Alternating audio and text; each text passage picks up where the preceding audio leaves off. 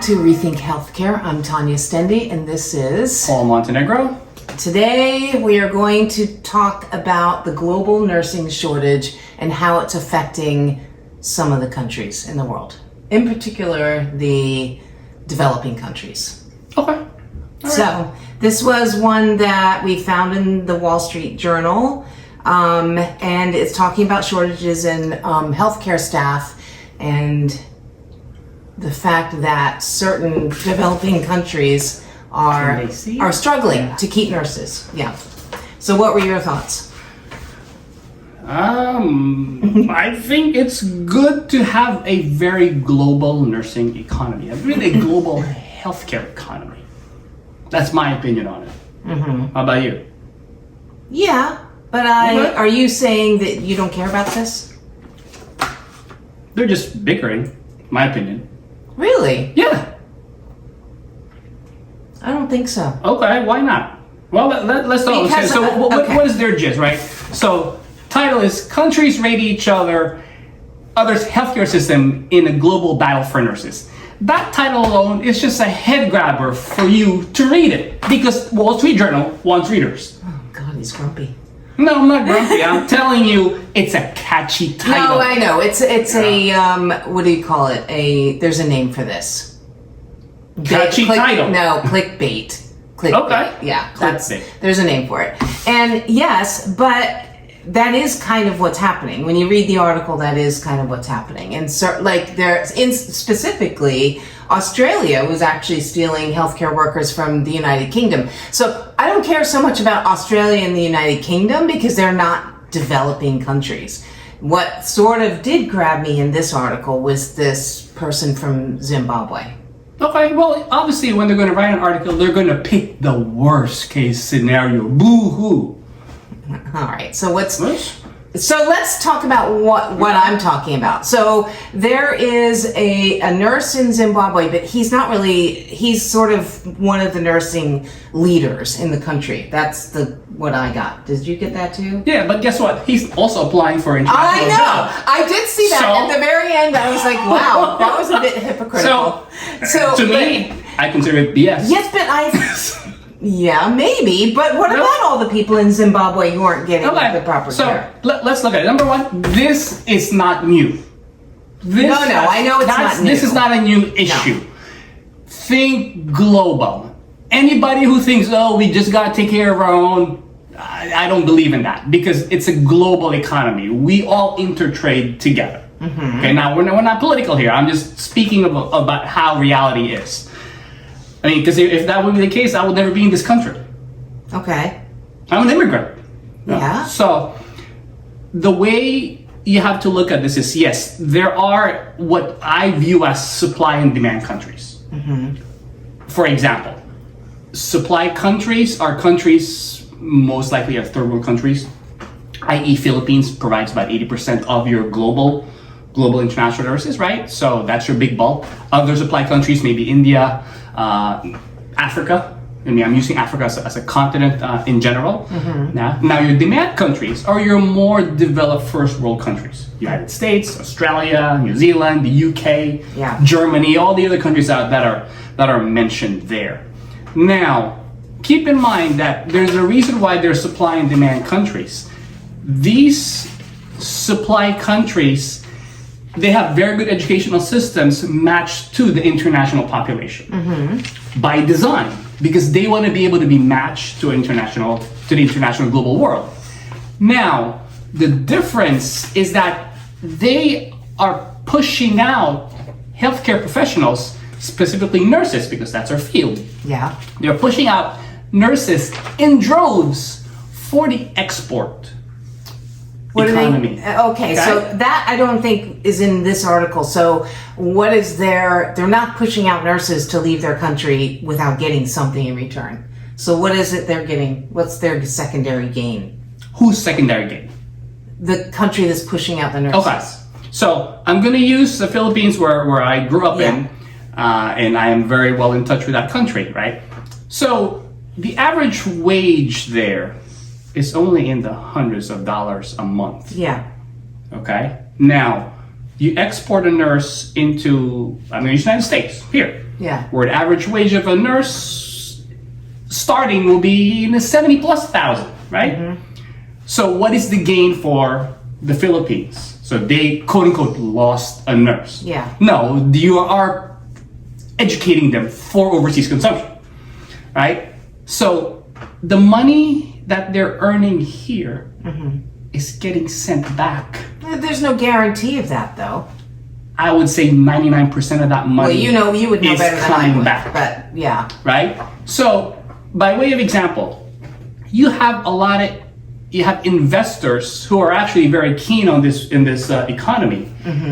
Investors such as real estate, because what they know is that these nurses, and the statistics shows, these nurses leave the country, and what's the first big purchase that they make to their family back home? Is a house. Okay. That's a big purchase. Yeah, it is. Very big purchase. So, money coming back. Even me, I still send money to the Philippines because I know my family there. Some of them may not be able to. I was going to ask you that, but I didn't want to put you on the spot. No, I don't send it. No, I'm just being real with it. So, yes, that's part of the economics of these cycles. Okay. So, the country there, yes, they perceive that they're losing a nurse overseas. But guess what? There's a lot of financial returns. You know, people are very happy with these remittance agencies. They make a ton of money because it's a percentage for them. Okay. Even if it's 1%. All right. So assuming that is true, right? It is true. Yes, I have no reason to believe it's not.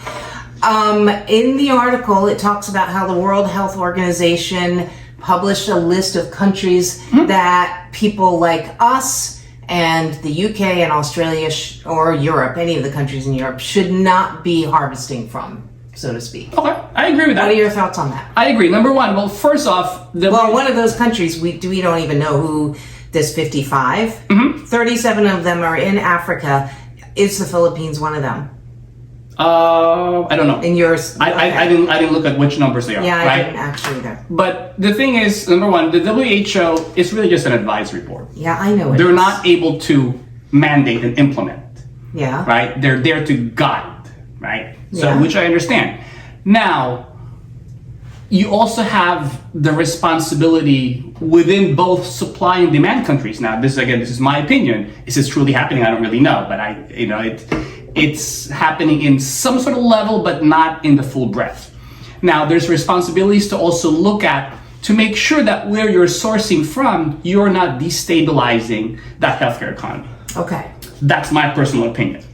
So if I was, I guess you don't see a policymaker per se, right? I want to make sure we're going to source for country X. If I know country X is already in dire straits as far as number of nurses, then let's go look elsewhere because there's other countries which are in surplus. Okay. Now, I'm going to tell you, the Philippines is acting like, yes, we don't have enough nurses here. They are graduating plenty of nurses. The nurses don't want to work because they're simply not paid enough. Yeah. So that's their local issue. So don't tell me there's not enough nurses. You got to take care of your own nurses first. Okay. That's my feeling on that. So when the Philippine government will say, oh, no, there's a moratorium. We're not allowed to send nurses out because we don't have enough here. Right. No. You know what? When I go travel there, 80% of people in hospitality I meet are nurses. 80%. I'll go to a beach, somebody taking me on a boat tour. Hey, where do you go to school? Oh, yeah, I'm a nurse. Okay. They make more money doing boat tours. Oh, right. So they're right. So are they short on nurses? You answer that. Well, they are if they're doing boat tours instead of nursing. But that's their own healthcare system's issue. Yeah. So don't blame a global economy there. They got to take care of themselves first. Okay. No? So that's my feeling on that. But yet you agree that you wouldn't harvest from this list. I don't know the veracity of that list, number one. Yeah, I know. I was actually just trying to look it up, and I couldn't find. So we have to the first look actual at the list. veracity. I mean, I agree in some sort of systems control, right? Yeah. But you have to look at that systems control as far as making sure that it's truly vetted, and that the local supply. I mean, you have to look at economics for yourself. If you're a nurse in a country By way of example, right? Yeah. In the Philippines, right? So here's how bad the scenario is. Your demand side will want 2 years experience, i.e., let's say US or other countries. Right? We need 2 years experience for you to be able to be international nurse. Okay. Now, for the nurse there, given they have such a surplus of nurses, they have to actually pay the hospitals to get the experience. So you, nurse, who just went through 4 years of baccalaureate degree, has In to the now Philippines. pay the hospital To for get- 2 years so you can get your 2 years experience so you can then become exported. How do you feel about that? I don't even know what to say about that. I mean, I'm telling you the reality of it. okay. Okay. Well, what are your thoughts about this guy in Zimbabwe? Other than the fact that he, in the end, is a hypocrite because now he's So, applying to. do for a you job. want me to comment any more than that? I don't think you want me to. Okay. Okay. He, All right. So, what are your final thoughts on this? I am a firm believer of the global healthcare. Yeah. Okay? Yes, there's supply and demand. That is natural. It's not unique to our industry. I mean, you look at the tech industry. I mean, we talked the prior show. We talked about the tech industry, how Yeah. good and thriving it is. Tech industry is highly, highly global. It is. I mean, it's easier because there's remote work. yeah. But guess what? It's a very global pool there. So they thrive because they have access to a global pool. Okay. For our healthcare system, all healthcare system to thrive, there has to be access to a global pool. I'll speak to the US. We cannot educate our way out of this. Not just US, even other countries. They're not able to educate their way out of this. Especially your traditional average age, at least in the US, average age of nurses is in the 50s. Yeah. They're going to be retiring in 10 years. Well, we already know that there's Yeah. a shortage here, Yeah. which is why we have been, as this article says, poaching from poorer nations. I mean, What a assuming bad term, poaching. I mean, I know. do you Well, really think again- poaching is a proper term for that? They're trying to sell the article.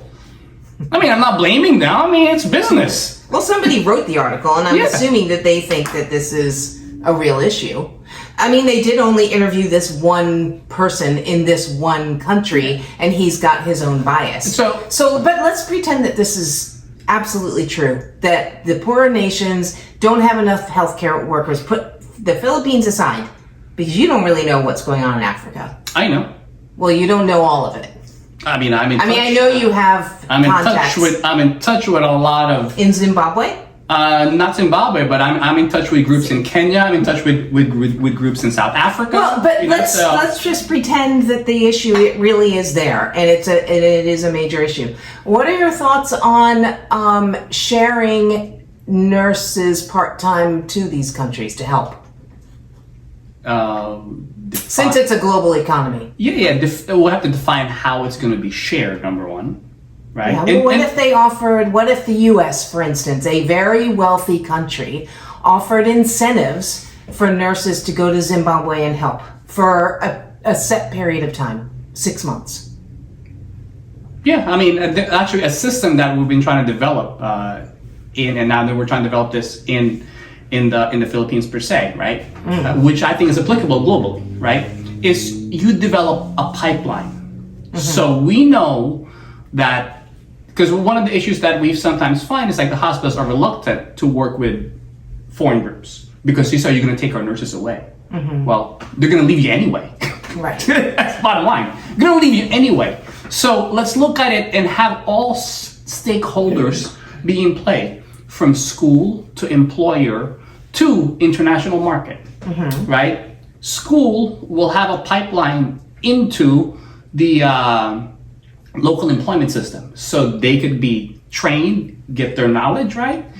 Knowing that, okay, I may only have 2 years out of this professional.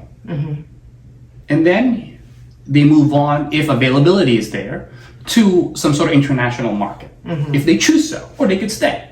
right? But having that system and cycle be in place. Yeah, so they're constantly educating people to be. Not only that, you're always going to have a constant supply. Yeah. So yes, this is leaving in 2, but I have this gain.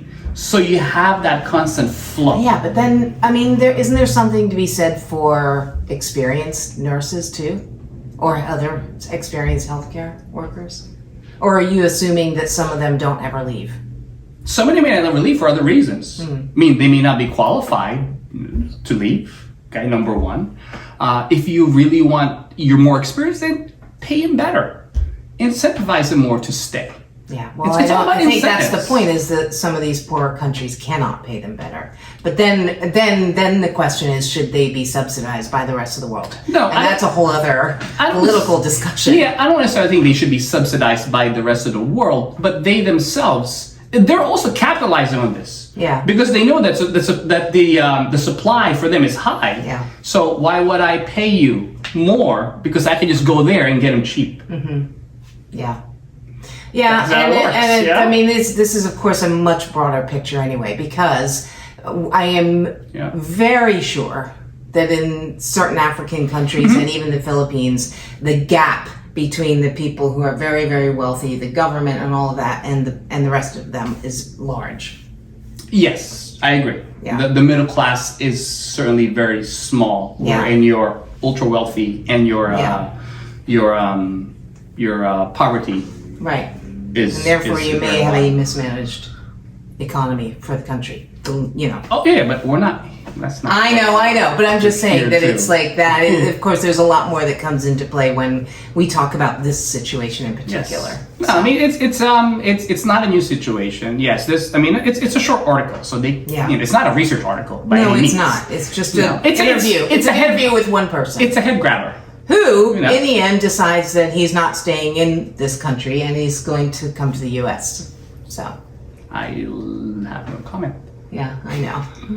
You just get mad. No, it's just you got to stick to your own guns. Oh, Tanya, Have some made- banana pudding. Maybe it'll make you happier. I'm very happy. Wow, you made this? Yeah, You're kidding me. I can follow a recipe. I'm not able to. I just like to eat. Well, Yeah. on that note, thank you for the banana pudding. Yep, you're And welcome. thank you for tuning in, and we look forward to seeing you on our next episode. Bye-bye. Bye.